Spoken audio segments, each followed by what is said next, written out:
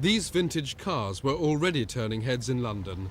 In the next 3 months, millions of people in America, Africa, India and Australia will see them on their way to Sydney. The four on show today, a Lancia, a Talbot and two Fords, are 58-year-old veterans. What gave you the idea for doing this? Well, it was organised to coincide with Australia's BI-CENTENARY for 1988. We start off from Marble Arch tomorrow morning, 1st of January, and several routes. We're actually going across America. This is the Model A Ford, and we belong to the Model A Ford Club of America. And one of the members in Texas is organising for a whole group of Model A Fords to drive us in a convoy through Dallas.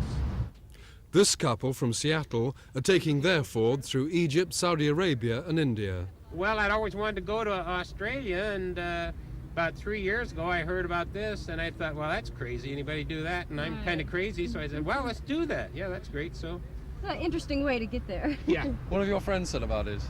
Oh, my friends are excited for me and just waiting to see what happens, and all asking for postcards and updates as to what we're doing and where we are. And Paul Davis's Talbot 75 from Long Ditton near Kingston.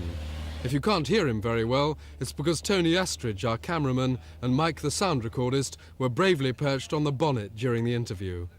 Which are the toughest places you're going through? I think there are two very difficult stretches. One will be the Sahara, the obvious practical difference of crossing the Sahara in a vintage car. And the other area we're very worried about is Zaire, because it's virtually a non-existent road. I think that's perfect. That's lovely. Good. Is it tricky? A bit tricky out there, is it? Today was tough for our tape crew, but easy for the cars, though the 1928 Lancia threw a tantrum with a sticky clutch. That solved, the veterans set off for a spin around Hyde Park. The real work starts tomorrow. They'll welcome people to cheer them away at 10 a.m. at Marble Arch. Simon Neave, Thames News.